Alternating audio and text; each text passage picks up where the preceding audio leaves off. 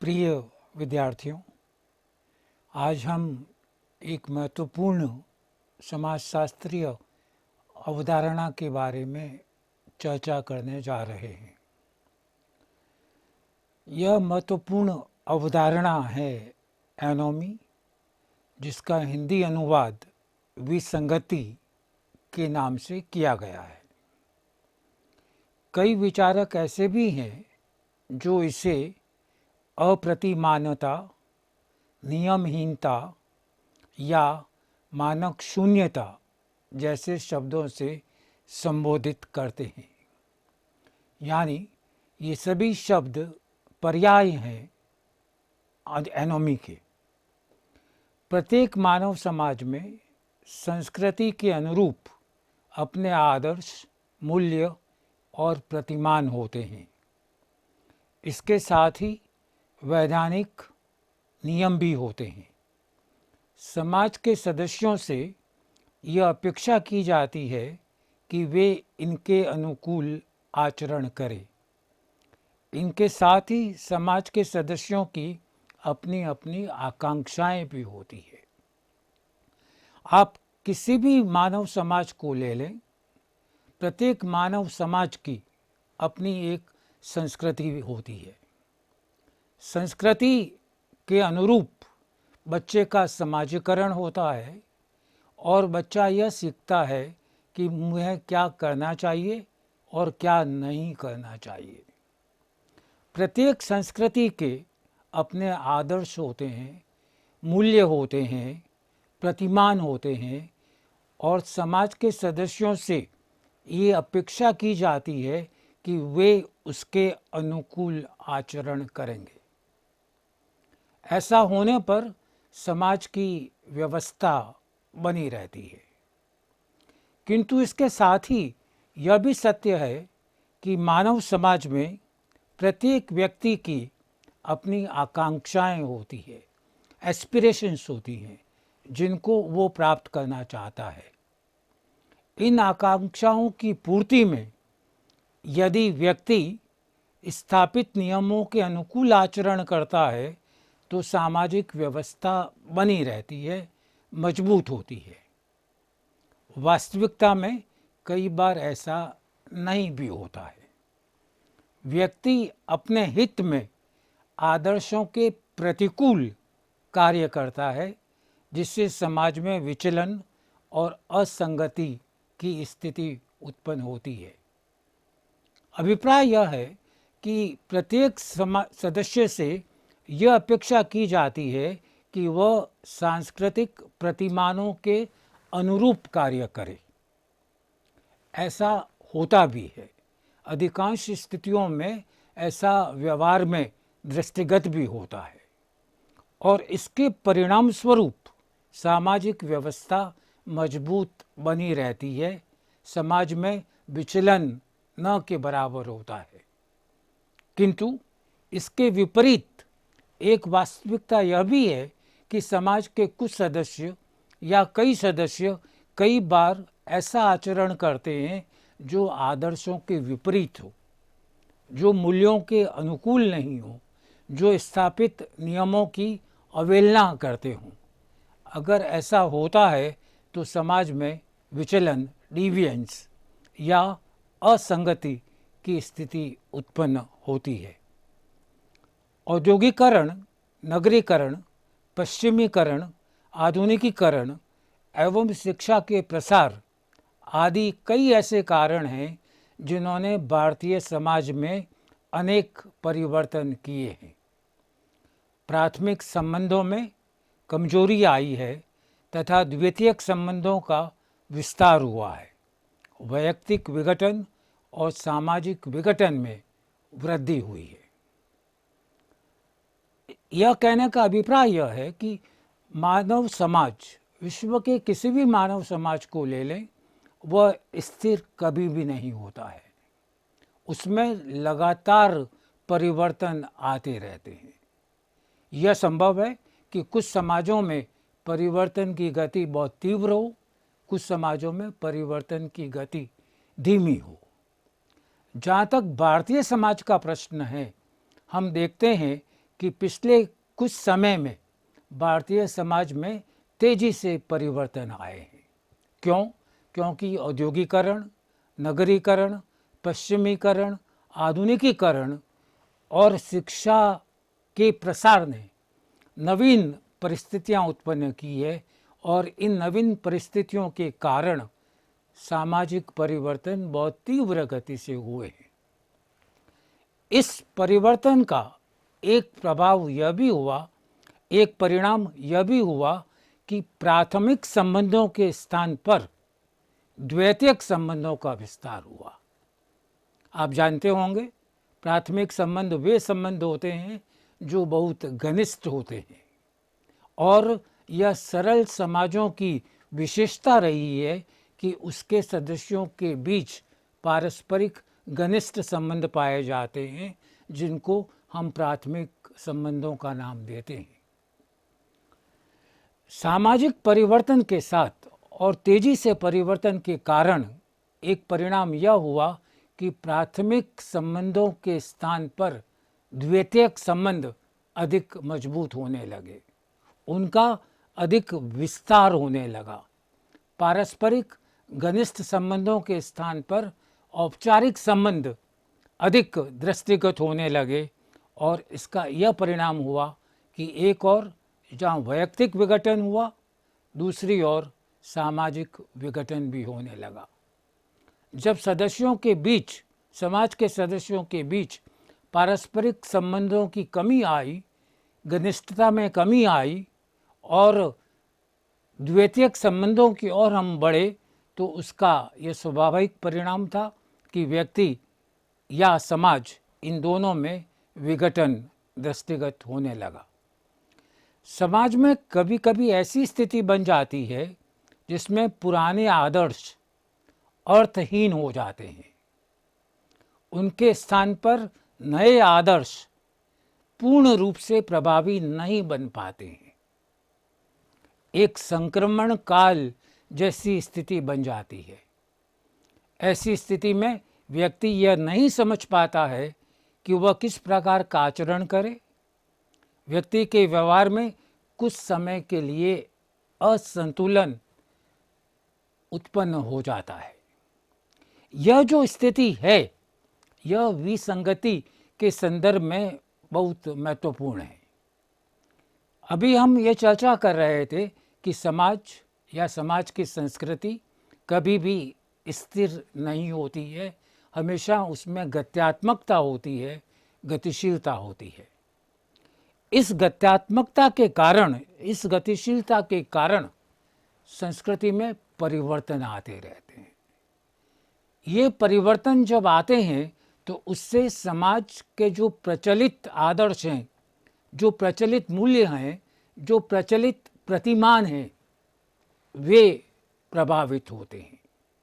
ऐसा संभव है कि नवीन परिस्थितियों में जो पुराने स्थापित नियम थे, प्रतिमान थे, आदर्श थे या मूल्य थे, वे वर्तमान समय में अनुकूल नहीं है। वे वर्तमान समय में अपनी संगतता खो चुके हैं और नए मूल्य अभी तक पूर्ण रूप से स्थापित नहीं हुए हैं। यानी पुरानों का ह्रास और नवीन प्रतिमान, आदर्श, मूल्य स्थापित नहीं हुए हैं। यह एक संक्रमण काल की स्थिति है जिसमें पुराने समाप्ति की ओर हैं और नवीन समाज में प्रवेश कर रहे हैं। ऐसी स्थिति में व्यक्ति यह नहीं समझ पाता है कि वह क्या करे। वह पुराने नियमों के साथ चले, पुराने आदर्शों को माने, पुराने मूल्यों को स्वीकार करे, या जो नवीन परिस्थितियां बनी हैं उसके अनुकूल आचरण करते हुए पुराने मूल्यों को, आदर्शों को स्वीकार नहीं करे। इससे समाज में एक असंतुलन की स्थिति पैदा हो जाती है। एक छोटे से उदाहरण से अपनी बात स्पष्ट करूं।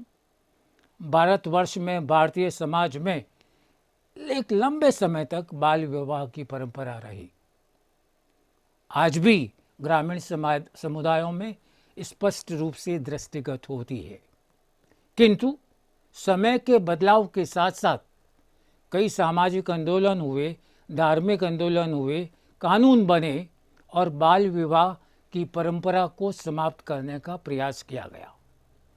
तो एक और वो परंपरा जो सदियों से चली आ रही थी, उसका प्रभाव, दूसरी ओर बदलती हुई परिस्थिति में उसको स्वीकार न करना, इसका दबाव, इन दोनों के बीच में एक असमंजस कि वास्तव में सदस्य क्या करे, उसके मन में असंतुलन पैदा हो जाता है कि यह ठीक है या यह ठीक है, और यह स्थिति विसंगति के लिए उत्तरदायी होती है।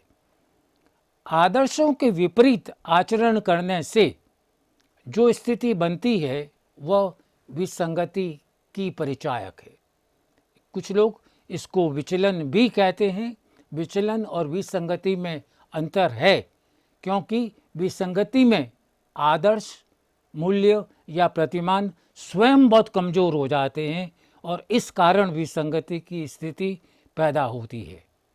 वर्तमान समय में विसंगति जैसी स्थितियों का तेजी से विस्तार हुआ है। इस कारण विसंगति के विभिन्न आयामों को समझना आवश्यक है। एक छोटी सी पृष्ठभूमि के रूप में हमने यह कहने का प्रयास किया है कि विसंगति की धारणा क्यों महत्वपूर्ण है। अब इसकी परिभाषा और अर्थ के बारे में हम चर्चा करते हैं। विसंगति की परिभाषा देते हुए दुर्खीम ने लिखा है कि विसंगति एक ऐसी दशा है जिसमें आदर्श प्रतिमानों का अभाव पाया जाता है या आदर्श संरचना में अव्यवस्था पाई जाती है। यह उत्कट अभिलाषा, लालच और असीमित आकांक्षाओं को नियंत्रित करने में सामूहिक नैतिक व्यवस्था की असफलता है। दुर्खीम का नाम आपने सुना होगा, बहुत ही प्रसिद्ध समाजशास्त्री, जिनके कई कार्यों के कारण उनको आज भी याद किया जाता है।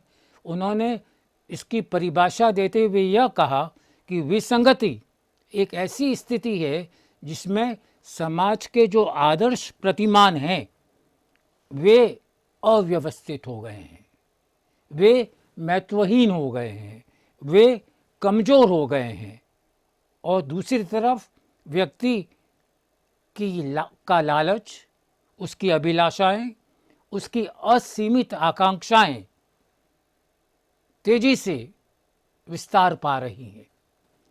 जो अवेलेबल आइडियल्स हैं, उपलब्ध आदर्श हैं, प्रतिमान हैं, वे इन आकांक्षाओं को, इन अभिलाषाओं को, लालच को नियंत्रित नहीं कर पाते हैं और समाज में असंतुलन उत्पन्न हो जाता है, जिसको विसंगति कहा गया है। Anomie is a social condition of normlessness or deregulation of the normative structure, that is failure of collective moral order to restrain overweening ambition, greed and unlimited aspirations। बहुत स्पष्ट है कि दो तरह की स्थितियों की दुर्खीम चर्चा करते हैं। एक आदर्शहीनता, नॉर्मलेसनेस, या दूसरा आदर्शात्मक संरचना की कमजोरी आना, उसमें अव्यवस्था पैदा होना और उनमें जो नियंत्रण की क्षमता थी उस क्षमता का खत्म हो जाना विसंगति की स्थिति को उत्पन्न करता है। इस परिभाषा से स्पष्ट होता है कि विसंगति आदर्श विहीनता की स्थिति है जिसमें समाज के स्वीकृत आदर्शों का अभाव होता है, या वे इतने कमज़ोर हो जाते हैं, इतने अव्यवस्थित हो जाते हैं कि व्यक्ति अपनी आवश्यकताओं की पूर्ति, अपनी आकांक्षाओं की पूर्ति मनमाने ढंग से करने लगता है और समाज उन पर नियंत्रण करने में असमर्थ हो जाता है। परिभाषा में जो तथ्य दिए गए हैं उन्हीं का यह विस्तृत स्वरूप है। विसंगति एक ऐसी स्थिति है जिसमें समाज आदर्श विहीनता की ओर बढ़ता है। नॉर्म्स जो उसको मार्गदर्शन देते थे, उसको दिशा निर्देश देते थे, वे या तो समाप्त हो जाते हैं, और समाप्त नहीं होते हैं तो इतने कमज़ोर और अव्यवस्थित हो जाते हैं कि वे व्यक्ति पर सामाजिक नियंत्रण लागू करने में असफल हो जाते हैं, और परिणाम यह होता है कि व्यक्ति इनकी अवहेलना करके मनमाने ढंग से अपने कार्यों को करने का प्रयास करता है, अपनी आकांक्षाओं को पूरा करने का प्रयास करता है, और आदर्शात्मक संरचना उस पर किसी भी प्रकार का नियंत्रण स्थापित करने में असफल होती है। पार्सन्स के अनुसार विसंगति आदर्शात्मक व्यवस्था का पूरी तरह से टूट जाना है। Anomie is the complete breakdown of normative structure order. लगभग यही परिभाषा अब्राहम ने भी दी है। वे लिखते हैं, विस्तृत तौर पर विसंगति शब्द का तात्पर्य समाज की आदर्शात्मक संरचना का पूरी तरह टूट जाना है। Anomie is the breakdown of the normative structure of society in the broadest sense of the term. यहाँ पर एक बात आपको स्पष्ट कर दूं कि जब हम आदर्शात्मक संरचना की बात करते हैं तो आदर्श का अभिप्राय नॉर्म से लिया गया है। नॉर्म का हिंदी अनुवाद कुछ लोग मानदंड के रूप में भी करते हैं। विषय को, शब्द को आसान बनाने के लिए हमने यहाँ पर नॉर्म का हिंदी अनुवाद आदर्श के रूप में किया है। तो प्रत्येक समाज में कई प्रकार के आदर्श होते हैं, और वे सब आदर्श मिलकर एक सुनियोजित आदर्शात्मक संरचना बनाते हैं, एक आदर्शात्मक प्रतिमान बनाते हैं। पार्सन्स, अब्राहम, दुर्खिम तीनों इस बात से सहमत है कि जब आदर्शात्मक संरचना टूट जाती है, समाज में व्यवस्थित रूप से कायम नहीं रह पाती है, तो यह स्थिति विसंगति की परिचायक होती है। इन तीनों ही परिभाषाओं से स्पष्ट होता है कि प्रत्येक समाज की एक आदर्शात्मक संरचना होती है। यह व्यवस्था लड़खड़ा जाती है, कमज़ोर हो जाती है या टूट जाती है। परिणाम स्वरूप समाज के सदस्य मनमाना व्यवहार करने लगते हैं, सामूहिक नियमों की अवहेलना करने लगते हैं। एक अन्य परिभाषा जो कि इन तीनों परिभाषाओं से थोड़ी भिन्न है, वह मर्टन ने प्रस्तुत की है। मर्टन लिखते हैं कि विसंगति सांस्कृतिक लक्ष्यों और संस्थागत साधनों के बीच सामंजस्य का अभाव है। Anomie is disjunction between cultural goals and institutional norms. बात लगभग वही है, किंतु परिभाषा का स्वरूप भिन्न है। मर्टन दो शब्दों की बात करते हैं, एक सांस्कृतिक लक्ष्य, दूसरा इंस्टीट्यूशनल मीन्स।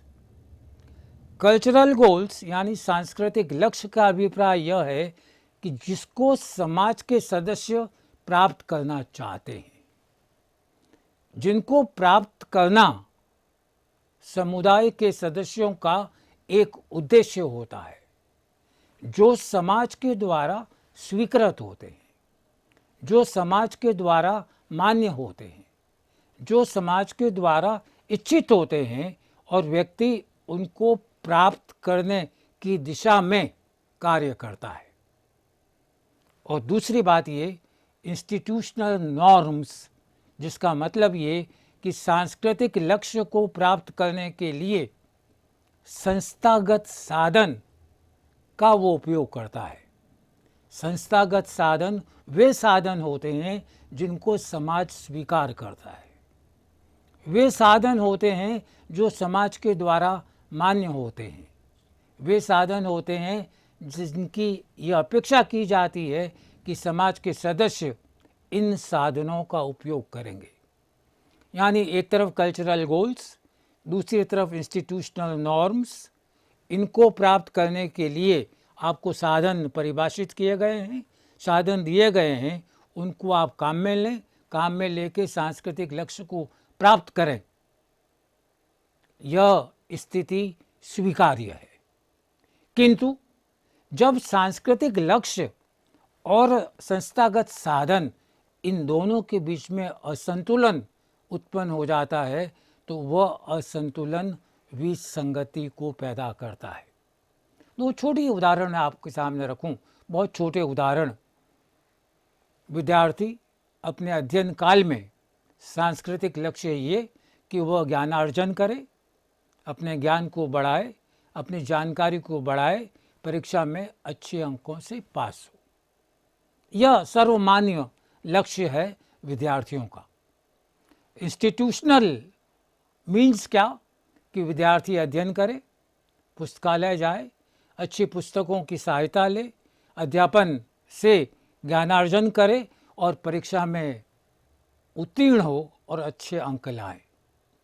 यहाँ किसी भी प्रकार का असंतुलन नहीं है कल्चरल गोल और इंस्टीट्यूशनल नॉर्म्स में। किंतु यदि विद्यार्थी नकल करके अच्छे अंक प्राप्त करे या करने का प्रयास करे या सिफारिश के द्वारा अच्छे अंक प्राप्त करने का प्रयास करे तो ये संस्थागत साधन नहीं है, ये तरीके स्वीकार्य नहीं है। और ऐसा होता है तो लक्ष्य और साधन इन दोनों के बीच में एक असंतुलन स्पष्ट रूप से दृष्टिगत होता है। बड़े बड़े कॉरपोरेट हाउसेस, इंडस्ट्रीज, औद्योगिक संस्थान इसलिए स्थापित किए जाते हैं कि मालिक उससे लाभ प्राप्त कर सके। लाभ प्राप्त करने के साधन क्या हैं, ये स्पष्ट रूप से परिभाषित है। अगर कॉरपोरेट हाउसेस के मालिक, औद्योगिक संस्थानों के मालिक उन तरीकों को नहीं अपनाए और मान लीजिए कालाबाजारी करे, शोषण करे, नियमों के विपरीत आचरण करके अधिक से अधिक धन कमाने का प्रयास करें तो यह विसंगति है। क्योंकि जो कल्चरल गोल्स हैं, जो समाज के द्वारा स्वीकृत लक्ष्य है, उनको प्राप्त करने के जो साधन हैं उनको वह काम में नहीं ले रहा है, वह अन्य साधनों को काम में ले रहा है। यह स्थिति भी इन दोनों के बीच में डिसजंक्शन को प्रकट करती है। मर्टन के विचार में प्रत्येक समाज में सदस्यों के लिए सांस्कृतिक लक्ष्य होते हैं। समाज ऐसे लक्ष्य संस्थागत साधन भी बताता है जिनके द्वारा इन लक्ष्यों को प्राप्त किया जा सकता है। जब सांस्कृतिक लक्ष्यों को संस्थागत साधनों के द्वारा प्राप्त किया जाता है तो यह एक सामान्य स्थिति है। किंतु जब इन दोनों के बीच में तालमेल टूट जाता है, असंतुलन उत्पन्न हो जाता है तो यह स्थिति विसंगति कही जा सकती है। आगे हम चर्चा करेंगे। मर्टन केवल यह नहीं कहते हैं कि लक्ष्य को प्राप्त करने के लिए साधन कमजोर या संस्थागत नहीं, बल्कि वे इससे विपरीत बात भी करते हैं। वे विभिन्न स्थितियों की चर्चा करते हैं जिनका विस्तार से हम आगे वर्णन करेंगे, जिसमें सांस्कृतिक लक्ष्य और संस्थात्मक साधनों के बीच तालमेल टूट जाता है। जहाँ तक विसंगति के अर्थ का प्रश्न है, पार्सन्स, अब्राहम दुर्खीम, इनकी बात हमने की और उससे थोड़ा भिन्न दृष्टिकोण रखने वाले मर्टन के विचारों की चर्चा हमने की।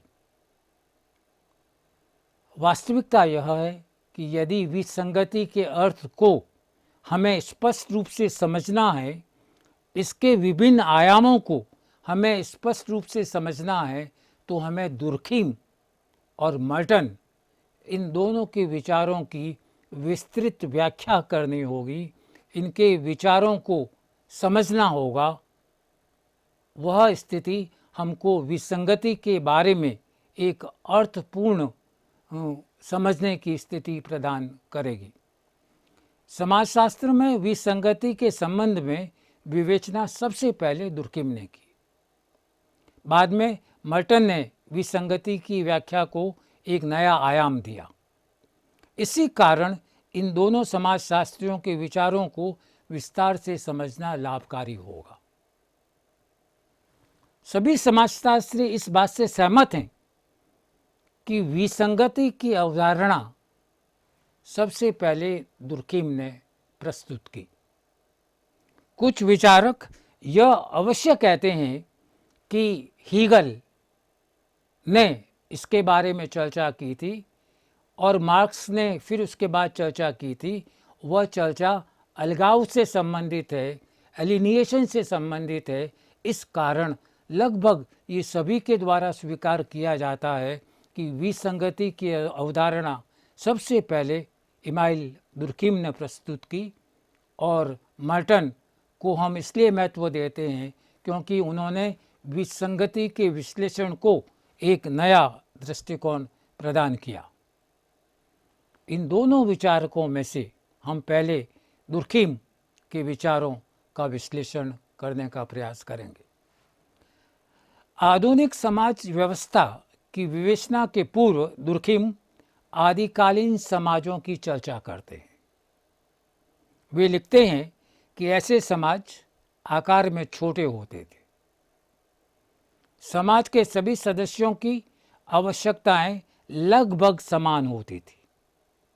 उनके सामाजिक, आर्थिक कार्य, जीवन के ढंग, आचार विचार, धारणाओं आदि में भिन्नता न के समान थी। दुर्खिम के विचारों को समझने के लिए यह आवश्यक है कि हम आदिकालीन समाज और वर्तमान समाज को सापेक्षिक रूप में एक साथ रखें। आधुनिक समाज बहुत बड़े विशाल समाज हैं। आधुनिक समाज की जीवन शैली पर्याप्त रूप से भिन्न है। आदिकालीन समाज एक दूसरे प्रकार का दृश्य प्रस्तुत करते हैं। आदिम समाज क्योंकि बहुत सरल समाज था, इस कारण उसके सदस्यों में घनिष्ठ संबंध थे। सभी सदस्यों की आवश्यकताएं लगभग एक समान होती थी। उनके सामाजिक कार्य, आर्थिक कार्य, उनकी जीवन शैली, उनके आचार विचार और अन्य आयाम सभी लगभग एक समान होते थे। विचारों के स्तर पर भी उनमें भिन्नताएं न के समान थी। अभी तक के विश्लेषण में हमने इस बात को जानने का प्रयास किया है कि विसंगति की परिभाषा क्या हो सकती है। अब दुर्खिम के विचारों को हम अगले सत्र में विश्लेषित करने का प्रयास करेंगे।